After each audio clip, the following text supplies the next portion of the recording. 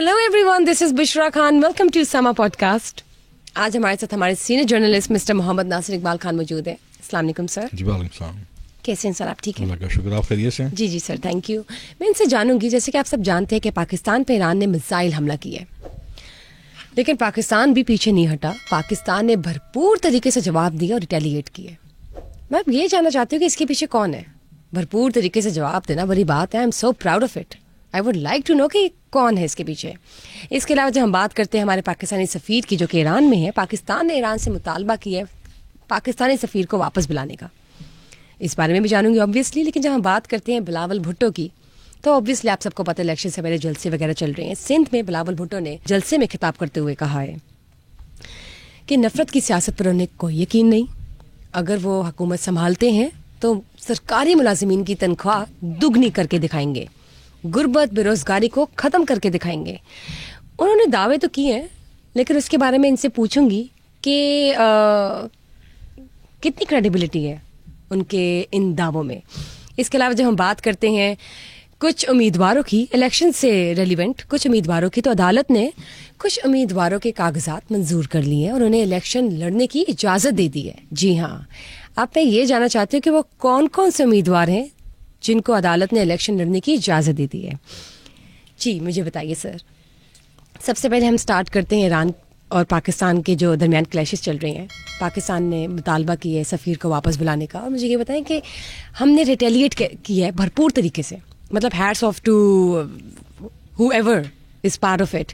कौन है, मुझे बताएं सारा माजरा. बिस्मिल्लाहिर्रहमानिर्रहीम.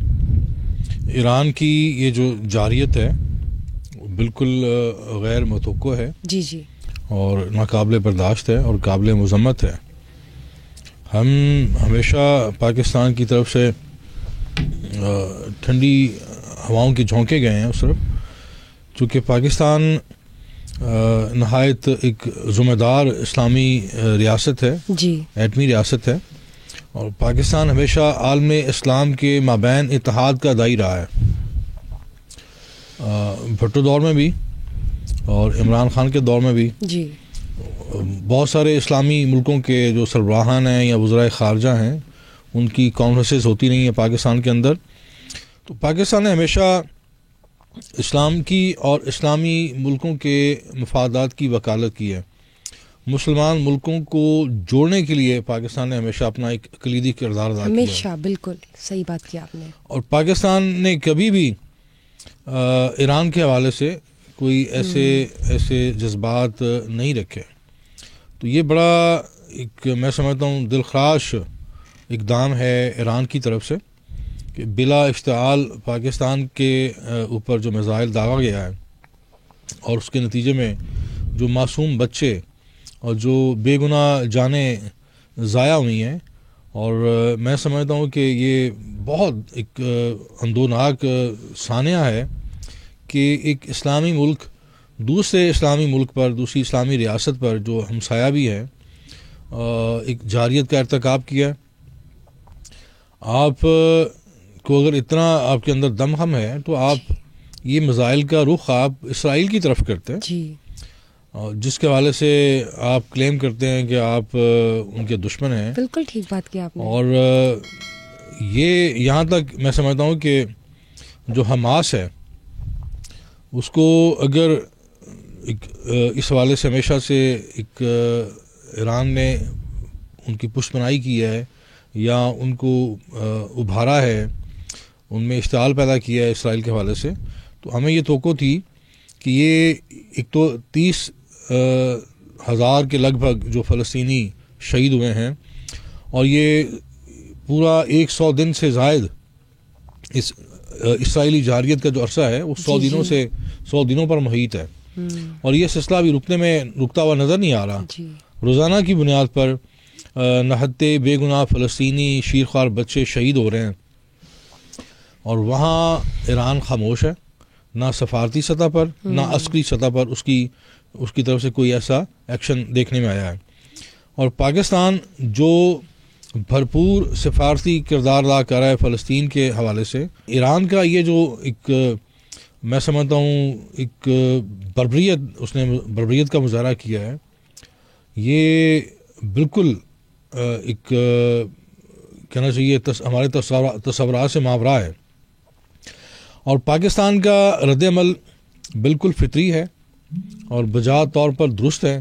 پاکستان نے سفارتی محاذ پر اور عسکری محاذ پر اس کا بھرپور جواب دیا ہے، جی، اور پاکستان کی یہ جو موجودہ دفاعی قیادت ہے، general Asim Munir army chief جو پاکستان کے ہیں، انہوں نے یقیناً جو بھی اس وقت ذمہ داران ہیں جن کے پاس عنان حاکمیت ہے، اقتدار ہے، جن کے پاس اختیار ہے، ان کے ساتھ مشاورت سے اور بڑا بروقت اور بڑا بھرپور جواب دیا ہے۔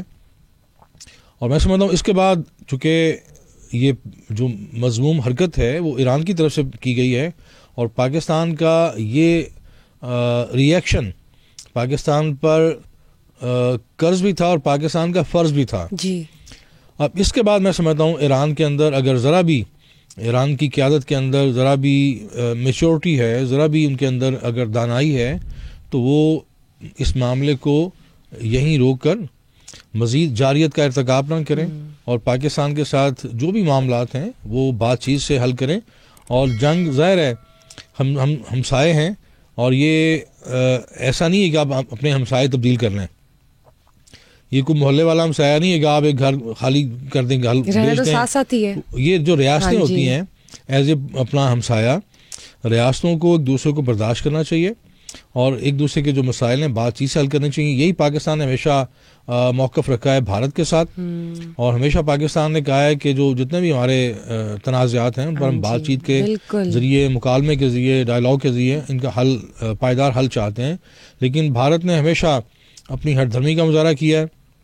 اب ایران کی قیادت جو ہے اس کو چاہیے کہ وہ اس تناؤ کو اور اس تصادم کے ماحول کو نیچے لے کے آئے، اس گراف کو، اس جو ایک ماحول پیدا ہوا ہے جی آپس میں دو ملکوں کے درمیان تناؤ کا، تو چونکہ پہل اس طرف سے ہوئی تھی اور انہیں چاہیے کہ بے شک براہ راست یا کسی سازش کے ذریعے اب پاکستان کے ساتھ بات چیت کے ذریعے اپنے جو معاملات ہیں اس کو حل کریں، درست کیا جائے۔ اور پاکستان کی جو مسلح افواج ہیں، آج ہی جو عالمی رینکنگ میں پاکستان کی پاک فوج کا جو نمبر ہے وہ 9ویں نمبر پہ ہے، یعنی جو دنیا کی ٹاپ 10 افواج ہیں ان میں پاکستان کا جو نمبر ہے وہ 9ویں نمبر پہ ہے۔ اور پاکستان کی مسلح افواج ہر اعتبار سے پروفیشنل ہیں اور کسی بھی دشمن کو وہ دندان شکن جواب دینے کی بھرپور صلاحیت رکھتی ہیں۔ بہتر ہے کہ ایران اس معاملے کو سفارتکاری کے ذریعے حل کرے۔ بالکل ٹھیک بات کی سر، آپ نے بالکل ٹھیک بات کی۔ امید ہے ہمیں کہ یہ جو معاملات درست ہوں اور ایک امن کی صورت ہر جگہ پھیلے، کیونکہ ہمسائے ملک ہیں، ہم موویبل تو ہیں نہیں کنٹریز، جب تک بھی ہیں تب تک تو ساتھ ساتھ ہی چلنا ہے۔ تو میرے خیال سے ایک دوسرے کو برداشت کر کے مسئلوں کو حل کیا جائے تو ہی بہتری ہے دونوں ملکوں کے لیے۔ جب ہم آگے بات کرتے ہیں بلاول بھٹو کی، تو انہوں نے سندھ میں جلسوں سے خطاب کرتے ہوئے کہا، کچھ دعوے کیے انہوں نے، آپ بتائیں اس کے بارے میں آپ کیا بات کرتے ہیں، کیا کہتے ہیں؟ ویسے دیکھا جائے تو جو ایک انتخابی ماحول کا جو گہما گہمی اور گرم جوشی جی اور ایک مخصوص ماحول ہوتا ہے نا، وہ اگر کہیں نظر آ رہا ہے تو وہ پیپلز پارٹی کے کیمپ میں نظر آ رہا ہے۔ باقی تو آلموسٹ ابھی نواز شریف خود میدان میں نہیں آئے، آج شاید ان کا کوئی جلسہ ہوا ہے اور متضاد اطلاعات ہیں، کوئی دعویٰ کر رہا ہے کہ بہت کامیاب ہے، اور سوشل میڈیا پہ جو فوٹیج وائرل ہو رہی ہے اس میں تو بہت ساری سیٹیں خالی ہیں۔ مرکف پی ایم ایل این میدان میں موجود ہے پوری طرح، مریم نواز نے بھی جلسہ کیے ہیں، اور ایک جو فریق ہے وہ ظاہر ہے زندان میں ہے۔ تو بلاول جو عوام کی جو نبض ہے، میں سمجھتا ہوں جو بھی بلاول کے استاد ہیں وہ ان کو صحیح گائیڈ کر رہے ہیں، لے کے جا رہے ہیں یا گائیڈ کر رہے ہیں، چونکہ عوام کے اندر یہ جو جس بات کی دعویٰ کر رہے ہیں کہ نفرت کی سیاست ہم نہیں چاہتے، لیکن ان کی جو ان کے الزامات کہہ لیں، ان کے جو لہجے میں ترشی ہے، تلخی ہے، یہ خاص جماعت کو جو ٹارگٹ کر رہے ہیں، تو یہ نفرت کی سیاست بدقسمتی سے ہم نے پہلے بھی بات کی پروگرام میں کہ ہم پاکستان کی جب سیاست کو دیکھتے ہیں جی تو ہمارے سیاستدان ایک دوسرے کو لتاڑتے ہیں، ایک دوسرے کو ایکسپوز کرتے ہیں، بلیک میل کرتے ہیں اور ایک دوسرے پر ذاتی حملے کرتے ہیں، جبکہ بھارت کے اندر جو اسلام اور پاکستان کے خلاف ایک جو نفرت کا کارڈ ہے وہ کیش کیا جاتا ہے۔ تو اب جو بلاول ہیں یہ نو ڈاؤٹ کہ روٹی کپڑا مکان کا نعرہ بھی پیپلز پارٹی کا ہے، بھٹو مرحوم نے یہ نعرہ دیا تھا، اور سب سے زیادہ جو پاکستان کے اندر نعرہ ہمیشہ سے مقبول رہا ہے وہ یہی روٹی کے حوالے سے، بھوک کے حوالے سے ہے، چونکہ اس ملک میں غربت افلاس بہت زیادہ ہے، بہت زیادہ مسائل ہیں جی۔ لیکن دکھ کی یہ بات ہے کہ پیپلز پارٹی بھی کم و بیش 3 دفعہ وفاق میں اقتدار میں آ چکی ہے، اور مسلم لیگ نون بھی 4 دفعہ اقتدار میں آ چکی ہے، اور غربت افلاس ختم کرنے کے حوالے سے اگر آپ کہیں کہ سنجیدہ اقدامات اگر آپ کہیں کہ جی نظر آئے ہوں، یا اس میں جواب یہی ہے، ندارت ہے، کیونکہ پریکٹیکلی یہ ساری جماعتیں اقتدار میں آنے کے بعد اپنا منشور سب سے پہلے جو ردی کی ٹوکری میں پھینکتی ہیں وہ منشور ہوتا ہے۔ انتخابات سے پہلے بڑے بلند بانگ دعوے ہوتے ہیں، بڑے سبز باغ دکھائے جاتے ہیں، اور ایسے ایسے دعوے کیے جاتے ہیں کہ جیسے لگتا ہے کہ پاکستان تو الیکشن کے بعد ایک جنت نظیر ملک بن کر سامنے آئے گا، اور بڑے بڑے عوام کے لیے پرکشش پیکج اور پرکشش نعرے سلوگن دیے جاتے ہیں، جس سے یقیناً ہمارے سادہ لو عوام کسی حد تک ان نعروں سے مروب ہو کے، متاثر ہو کے ووٹ کاسٹ بھی کرتے ہیں۔ لیکن چونکہ اب سوشل میڈیا کا دور ہے، اب میں دیکھ رہا ہوں کہ لوگ سوال کرتے ہیں، یہ الیکشن بڑا مختلف ہوگا، اور میں اللہ نہ کرے میرے منہ میں خاک، میں اس الیکشن کو ماضی کی نسبت بڑا مختلف، بڑا جارحانہ، بڑا انتہا پسندانہ اور بڑا خونی الیکشن دیکھ رہا ہوں، اور ہماری جو سیکیورٹی فورسز ہیں اور الیکشن کمیشن کو اس حوالے سے خاص اقدامات اٹھانا ہوں گے کہ اس الیکشن میں جو کشت و خون ہے وہ نہ ہو، اور کوئی تصادم نہ ہو، اور میں سمجھتا ہوں ایک ضابطہ اخلاق بنانا چاہیے الیکشن کمیشن کو، اور تمام جو سیاسی جماعتیں ہیں، سیاسی اسٹیک ہولڈرز ہیں، ان سے اس ضابطہ اخلاق کی پابندی کیا اوتھ لیا جائے، حلف لیا جائے، اور ان کو اس پہ ایک سگنیٹری بنایا جائے۔ دوسری بات میں آپ سے کروں گا کہ ہم منشور تو دیکھتے ہیں تمام جماعتوں کا آلموسٹ ملتا جلتا ہے، اور دوسری طرف وزرائے اعظم کے جو امیدوار ہیں، پیپلز پارٹی کا بھی چہرہ آپ کے سامنے آ گیا، بلاول بھٹو، اور پی ایم ایل این کا ایک چہرہ جو 4تھی دفعہ اقتدار میں آنا چاہ رہے ہیں، ان کا نام میاں نواز شریف ہے، اور اس طرح ایک امیدوار عمران خان کو نااہل قرار دے دیا گیا ہے، وہ الیکشن کی دوڑ سے ویسے ہی باہر ہو گئے ہیں۔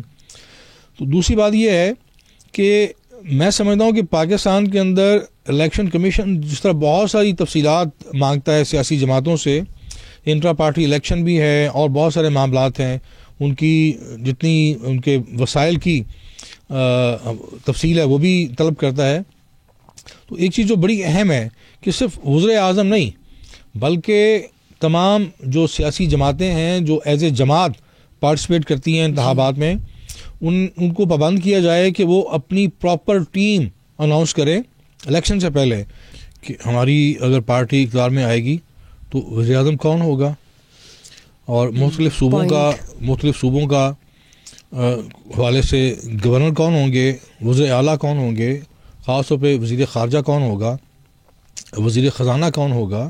تو جو خاص اہم وزارتیں ہیں اس حوالے سے پوری ٹیم سامنے آنی چاہیے، تاکہ لوگوں کو پتہ ہو کہ یہ جماعت خالی منشور نہیں، کہ ان کے یہ اہم جو کھلاڑی ہیں یا اہم وزراء ہیں، آیا یہ آپس میں تال میل رکھتے ہیں۔ بالکل صحیح بات، فلاں شخص کیا وزارت خارجہ کے لیے کمپیٹنٹ ہے، اہل ہے، اسٹریٹجیز کیا ہیں، ٹھیک ہے، تیار ہیں کہ اور نہیں۔ دوسری بات، اپنے میگا پروجیکٹ، بڑے منصوبے وہ اناؤنس کریں۔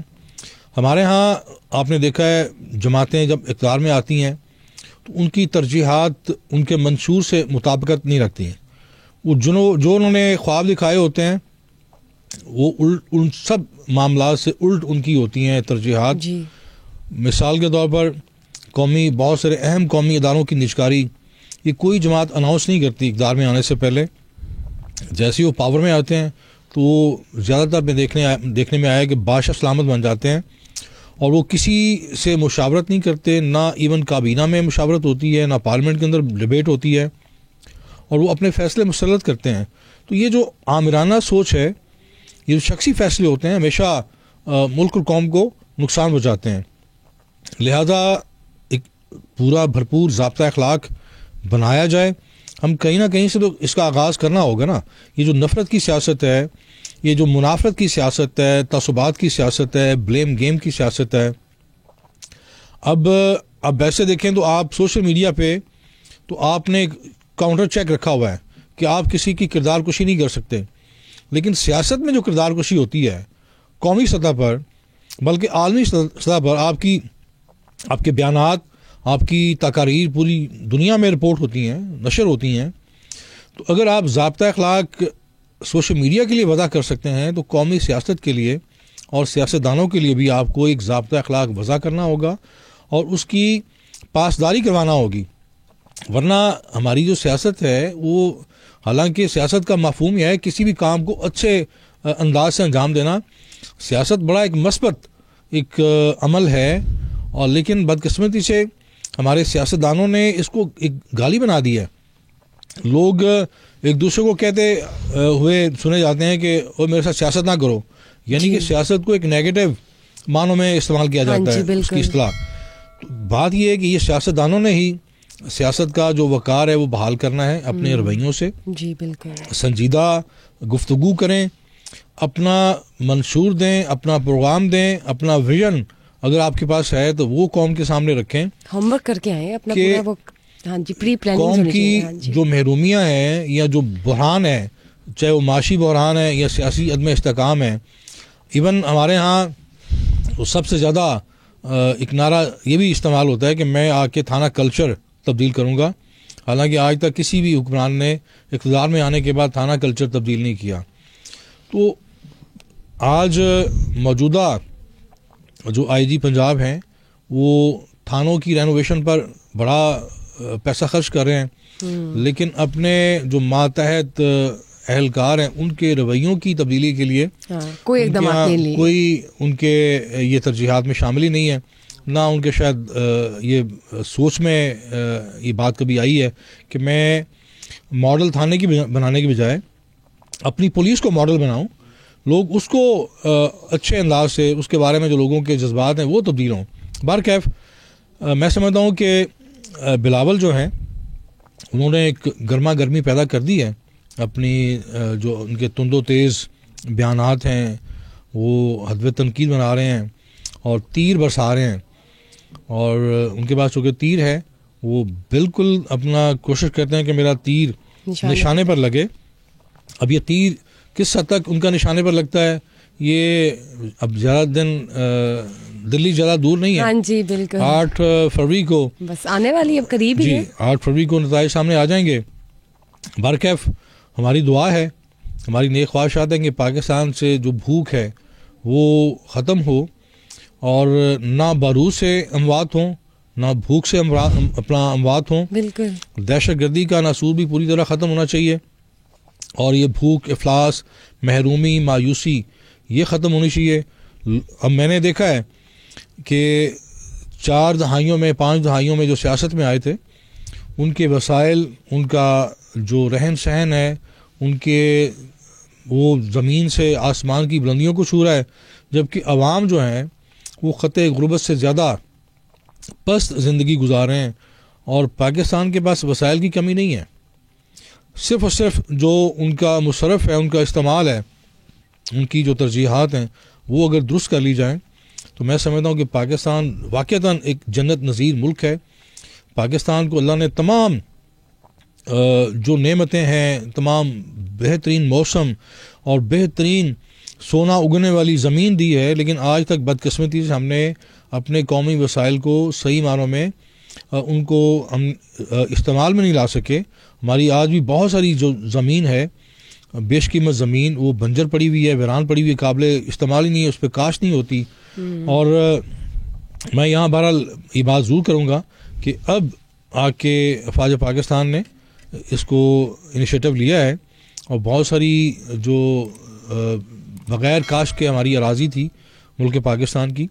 میں کل پرسوں بہاولپور گیا ہوا تھا تو میں نے واپسی پر دیکھا کہ ریل کی پٹی کے ساتھ ساتھ جو اپنا ریلوے کی زمین ہے, ریلوے کی اراضی ہے جو سالہ سال سے ایسے ہی غیر آباد تھی, اس پر میں نے فصلیں لہلہاتی ہوئی دیکھی ہیں. تو یہ بہت خوش آئند بات ہے کیونکہ ہزاروں لاکھوں ایکڑ جو زمین ہے اس طرح پاکستان ریلوے کی وہ ایسے ہی بیکار پڑی ہوئی تھی. تو اب ویسے بھی دیکھنے میں جب آپ ہریالی کو دیکھتے ہیں تو آپ کو ایک اچھا احساس ہوتا ہے. تو یہ اگر آپ اس اراضی پر فصلیں کاشت کریں اور اس سے ایک پاکستان کی جو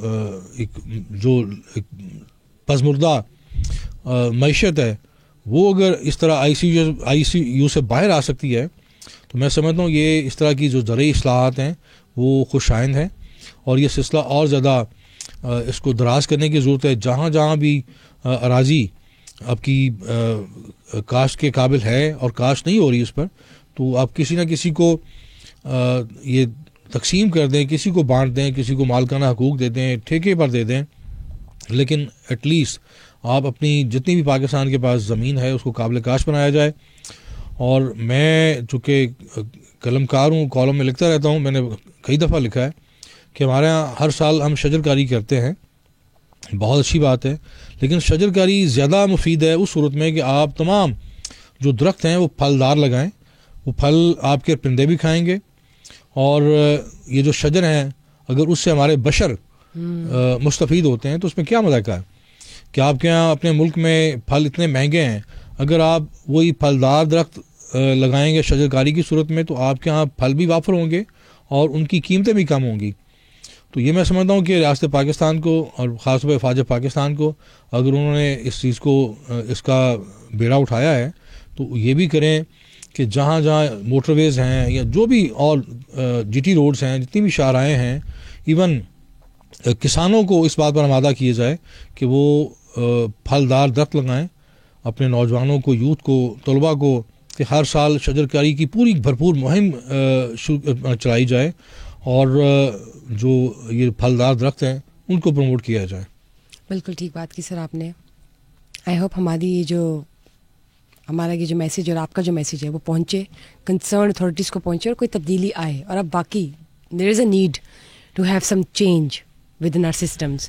سر مجھے یہ بتائیں کہ عدالت نے کچھ امیدواروں کو الیکشن لڑنے کی اجازت دی ہے, کیا آپ مجھے بتائیں گے وہ کون کون سے امیدوار ہیں جو قابل ذکر ہیں جن کو لڑنے کی اجازت دی؟ وہ تو اس میں بڑا نام ایک شیخ رشید کا ہے, اور بھی لوگ ہیں, لیکن شیخ رشید بھی اب سرکاری مہمان ہیں, زندان میں بیٹھے ہوئے ہیں, اور انہوں نے کہا کہ میں یہاں سے الیکشن لڑوں گا. ماضی میں بھی بہت سارے سیاستدان جیلوں میں تھے جب انہوں نے الیکشن میں کامیابی حاصل کی. اس میں جوید ہاشمی کا نام بھی ہے, احد ملک لاہور سے جیل میں تھے جب وہ کامیاب ہوئے. دوسری طرف عمران خان ہیں, شاہ محمود قریشی ہیں, اور چودھری پرویز الہی ہیں, اور فواد چودھری ہیں, اور ایک صنم جاوید ہیں جن کو نااہل قرار دے دیا گیا. جو ان کی ایک اپیل تھی وہ بھی عدالت سے مسترد ہو گئی ہے. تو یہ سارے جو پی ٹی آئی کے بڑے کھلاڑی تھے وہ میدان سے باہر ہو گئے ہیں. اور شیخ رشید کو چونکہ پی ٹی آئی نے کہنا چاہیے تھوڑی سی ان کے ساتھ بے وفائی بھی کی ہے, اور وہاں پہ انہوں نے اپنے جو امیدوار ہیں وہ کھڑے کیے ہیں شیخ رشید کے مقابلے میں. تو شیخ رشید بھی چلے گئے ہیں قید میں, لیکن چونکہ ان کو الیکشن لڑنے کی اجازت باضابطہ طور پہ مل گئی ہے, اب فردر تو ظاہر ہے وہ چیلنج نہیں ہو سکتے. تو یقیناً وہ ایک زیرک سیاستدان ہیں اور عوام کی نفس پر ہاتھ رکھتے ہیں, اور انہیں انتخابات میں ایز اے امیدوار بہت ساری جو کامیابی ہیں ان کا ایک طویل ریکارڈ ہے. تو اب دیکھتے ہیں اس دفعہ, چونکہ پہلے جیلوں میں تو پہلے بھی جاتے رہے, لیکن انتخابات کے دنوں میں جیل میں ہونا اور جیل میں بیٹھ کر انتخابی مہم چلانا یہ دونوں مختلف چیزیں ہیں. چونکہ اس سے پہلے جتنے بھی الیکشن انہوں نے ایز اے امیدوار وہ آئے ہیں میدان میں, وہ کبھی جیل میں نہیں تھے. تو اب دیکھتے ہیں 8 فروری کو جو پنڈی کے فرزند اپنے آپ کو کہتے ہیں فرزند پنڈی جی اور لال حویلی کے یہ جو سرخیل ہیں, جی عوام ان کو ان کی قسمت کا, سیاسی قسمت کا اور سیاسی مستقبل کا کیا فیصلہ کرتے ہیں, یہ 8 فروری کو پتہ چلے گا. بالکل ٹھیک بات ہے آپ نے. دیکھتے ہیں, الیکشنز تو لڑنے کے لیے سب تیار تھے اور تیار ہیں, اور اب تو میدان سج گیا ہے. ہر سیاسی جماعت جو ہے وہ اپنے طریقے سے بھرپور تیاریاں کر رہی ہے. الیکشنز بھی کوئی زیادہ دور نہیں ہے. I think we are hardly just 2 weeks away.